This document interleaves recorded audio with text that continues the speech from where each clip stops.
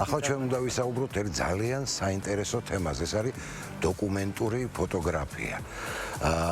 აქ თითოეულ ფოტოს აქვს თავისი ისტორია, რომელიც გვიყვება იმ ეპოქაზე, იმ ადამიანებზე, რომლებიც ამ ეპოქას ქმნიან, იმ ისტორიაზე, რომელიც მთელი ჩვენი წარსულია და დღევანდელი დღეს ხომ ხვალ უკვე მოგონებად იქცევა. ამ საქმის ჭეშმარიტი დიდო სტატია დღეს ჩვენი სტუმარი კალბატონი ნათელა გრიგალაშვილი. მოგესალმებით კალბატონი.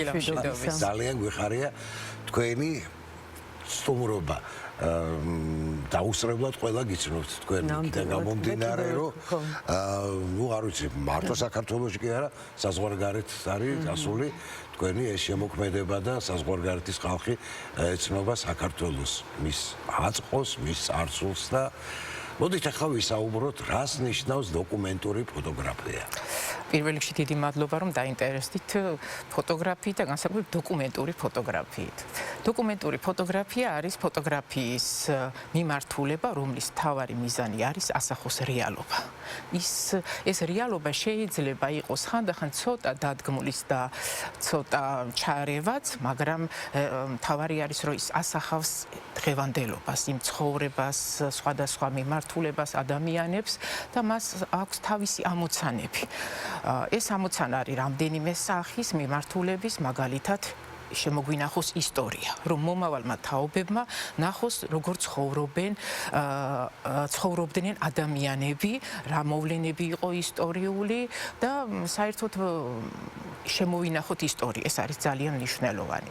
არის ამავე დროს მისი ამოცანა ადამიანებს მოუყვეთ იმ სოციალური პრობლემების შესახებ, რომელიც არსებობს, სოციალური უთანასწორობის და საერთოდ ბევრ რაღაცის სოციალური თემატიკა ის მიმართ, რომელსაც ხანდახან ჩვენ არ გვინდა დავინახოთ, მაგრამ სინამდვილეში არსებობს. ამავე დროს მას შეუძლია შემოგვინახოს ისტორია, კულტურა უკაცრავად, კულტურის ისტორია, ასე შეგვიძლია ვთქვათ, ის ტრადიციები, ის რიტუალები, რომლებიც დღეს არსებობს და რომელიც სამწუხაროდ ძალიან სწრაფად ქრება. ეს ჩვენ თვალწინაც ასე ხდება უკვე და მე თვითონაც მოწმე ვარ ამის, როგორც სწრაფად იცვლება მაგალითად ეს ტრადიციები, კარგავს თავის სახეს და ალბათ მე მგონი ყველაზე სწრაფად და ფოტოგრაფია შეუძლია შემოინახოს სწორედ ეს ტრადიციები და მომავალ თაობებს აჩვენოს. აი ეს არის დოკუმენტური ფოტოგრაფია. თავად ფოტოგრაფი არ კარგ შემთხვევაში არ უნდა იყოს უბრალოდ დამკვირვებელი, ის უნდა იყოს ერთგვარად ასახავდეს ამ ამბებს, მაგრამ ამავე დროს მას უნდა კონდეს თავისი პოზიციაც იმ მოვლენების მიმართ, რასაც ის იღებს და გარკვეულად პასუხიც უნდა კონდეს კითხვაზე, რატო იღებს ამ თემას. რითია ის მნიშვნელოვანი და რას მოუტანს საზოგადოებას.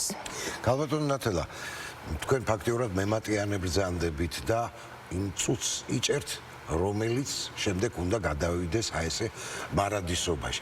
აი როგორ ემზადებით ამისთვის? საერთოდ ყველა ფოტო მე მგონი თითის დაჭერა უკვე არის მართლა ის ძალიან ისე ბანალურია, მაგრამ მართლა სწორი გამოთქმა, წუთი რომელიც აღარასდროს არ განმეორდება. როგორ ვემზადები გეტყვით? მე ძალიან დიდხანს მუშაობდი პრესაში, როგორც ფოტორეპორტიორი, თუმცა ყოველთვის ხვდებოდი, რომ ეს არ იყო ჩემი საქმე. მე მინდოდა ის ფოტოგრაფია მეკეთებინა, რითიც დავიწყე და რაც მაინტერესებდა. ამიტომ აქედან გამომდინარე, ახლა რომ მე როგორც უკვე თავისუფალი ფოტოგრაფი მუშაობ კონკრეტულ თემებზე, რომელიც მე მაინტერესებს, რომლებსაც ძალიან კარგად ვსწავლობ, რა თქმა უნდა, როცა ჩავდივარ ძირითადად რეგიონებში, როდესაც ჩავდივარ აი ამ რეგიონში, მე უკვე ძალიან ბევრი ინფორმაცია მაქვს, ხშირად ჩავდივარ მანამდეც უბრალოდ რომ კიდე უფრო ახლოს გავიცნო და მე ვიწყებ გადაღებას. თუმცა მაქვს უკვე გარკვეული გეგმა, რისი გადაღება მინდა იმ რეგიონში, რას ვაკეთებ, თუმცა ადგილზე უკვე ისედაც ბევრი ინფორმაციას ვიღებ. იმიტომ რომ ეს ამ შემთხვევაში მართლაც შენ ძალიან მნიშვნელოვანი, რაც უფრო მეტ დროს ატარებ იქ, იმიტომ რომ მოვლენები თავისითაც მოდის, შენ თვალწინ იშლება და გინდა არ გინდა მართლა ნაწილი ხდები აი ამ მათი ცხოვრების, იმ ცხოვრების, რომელსაც იღებ. კალბატონი ნათელა, მე ერთ-ერთი ძალიან დიდი გულშემატკივარი ვარ და თაყვანისმცემელი თქვენი შემოქმედების და მინდოდა ეს მაინც პირადად მეთქვა თქვენთვის და ის დიდი პატივისცემა და აღფრთოვანება გამომეხატა. იცით რა მაინტერესებს? ამის დასწავლა მაინც შესაძლებელია. მე მესმის ახლა ტექნიკური საკითხი გასაგებია, რომ ყველას შეგვიძლია დაუშვათ იგივე შუქის იქნება თუ ექსპოზიციის ამბავი შევისწავლოთ, ასე ვთქვათ, მაგრამ თუმცა ეგეც რაღაცა დიდ ნიჭთან არის დაკავშირებული იგივე შუქის ამბავი. ნებისმიერი რამის შესწავლა გარკვეულ ნიჭთან არის დაკავშირებული, ახლა მე ტექნიკურ მხარეს გულისხმობდი ამ შემთხვევაში და რაც შეეხება ზუსტად იმ მომენტის დაჭინ გულწრფელობის დაჭერას, რაც თქვენს პერსონაჟებში არის ხოლმე. ამის დასწავლა თუ არის შესაძლებელი? თუ ეს არის შემოქმედის პირველ საკითხს გეტყვით, რომ დღეს ფოტოგრაფია იმდენად ადვილი გახდა და ხელმისაწვდომი, ვიდრე მაგალითად იყო ფირის თაობა ვარ იმ პერიოდში, თუმცა სიყვარული და ცნობის მოყვარეობა იქაც აადვილებს ყველაფერს. შესწავლა ადვილად შეიძლება, მე ასე ვფიქრობ, კომპოზიციის სწავლა, სინათლის, განათების, მაგრამ მე მთავარი რჩება, მთავარი ემოცია, რაც ფოტო როდესაც შენზე ძალიან დიდ გავლენას ახდენს. ეს არის ძალიან მნიშვნელოვანი ნიც, ასე შეგვიძლია ვთქვათ. თვითონ იცით რამდენად ამიტომ ვფიქრობ ხოლმე, რომ თემა, რომელზეც მუშაობს ფოტოგრაფი, მას უნდა კარგად შესწავლილი ქონდეს, მას უნდა აღელვებდეს კიდეც, აინტერესებდეს და ქონდეს, რა ვიცი, ძალიან დიდი ცნობის მოყარეობა. და ალბათ უნდა გიყვარდეს კიდეც ის გარემო. მე მაგალითად რომ ის ადგილები, სადაც მუშაობდი და ახლაც მუშაობ, მე ძალიან მიყვარს და გაუნებებთ მენატრება და სულ ვფიქრობ, აი როდის წავალ კიდევ იქ, როდის შევხვდები ამ ადამიანებს და აი როგორც შენი ბავშვობის ადგილები გენატრება, ისე მენატრება თითქმის. ესე ძალიან მნიშვნელოვანია. მე მაგალითად არის თემები, რომელზეც არ წავალ და არ ვიმუშავებ, იმიტომ რომ ეს არ არის ჩემი თემა და არც არა მარტო იმიტომ რომ ემოციური კავშირი არ მაქვს, ვფიქრობ რომ სხვებს უკეთესად შეუძლიათ ის თემა გადაიხონ. ამიტომ ესე ძალიან მნიშვნელოვანია იპოვო შენი სათქმელი. ქალბატონო ნათელა, ჩხაკ დაიძახა ფოტოაპარატმა და თქვენ რაღაცა კონკრეტული შემთხვევა დაიჭირეთ და უკვე ეს დაფიქსირდა, როგორც რაღაცა მოვლენა. ყოფილა ესეთი შემთხვევა, როდესაც გული დაგწყვეტიათ, რომ მანამდე რაღაცა იყო ისეთი, რომელიც უნდა გადაგეხოთ და გაგაგვიანდათ. დიახ, ესეთი ბევრი ყოფილა და თავს მერე ვიმშვიდებ, რომ მე ხო დავინახე და ჩემ თავში ხომ არის. სხვა ეს ყოველთვის ხდება, მაგრამ რას აი გადაიხეთ სურათი, აი რა ხდება მერე. იცით როგორ არის, აი როდესაც მე მივდივარ გადასაღებად, ჩემ თავში ერთადერთი არის დაკვირვება, იქ ყოფნა იმ გარემოში ტრიალი და ფოტოგრაფია. მე სხვაზე არაფერს არ ვფიქრობ, მგონია. ანუ ეს ურთიერთობა ამ გარემოში იმ ადამიანებთან არის ძალიან მნიშვნელოვანი და რა თქმა უნდა სულ კამერით დავდივარ და ერთი შეიძლება ცოტა სხვანაირად პასუხობთ, მაგრამ ძალიან მნიშვნელოვანია, რომ მე არის მომენტი, როდესაც უცხო გარემოში შედიხარ, უცხო არის, მაგრამ ძირითადად უფრო მიყვარს, როდესაც ნაცნობ გარემოში ვარ. იმ ადამიანებთან იმ გარემოში, სადაც ჩემი კამერა უკვე აღარ აშინებთ, აღარ უკვირთ და ანუ ეს დაჩხაკუნება აღარ არის უკვე ერთი რაღაცა და დამთავრდა. ამიტომ მუდმივად აი ამ პროცესში ვარ. ძალიან საინტერესო. აი მაგალითად თქვენ უკვე გაცდით, რა თქმა უნდა, საქართველოს ფარგლებსაც თქვენი შემოქმედება და სხვა ქვეყნებშიც საკმაოდ ცნობილია თქვენი ფოტოები. აი დამწყები ფოტოგრაფებისთვისაც საინტერესო იქნება. შესაძლოა ადამიანმა გადაიღოს მართლაც გამოუვიდეს დაუშვათ არაჩვეულებრივი ფოტო, მაგრამ არ მიუწვდება ხელი, რომ გაიტანოს ეს თავისი ფოტოხელოვნება, ასე ვთქვათ, საზღვრებს გარეთ და ფართო აუდიტორიას რომ მიაწვდინოს.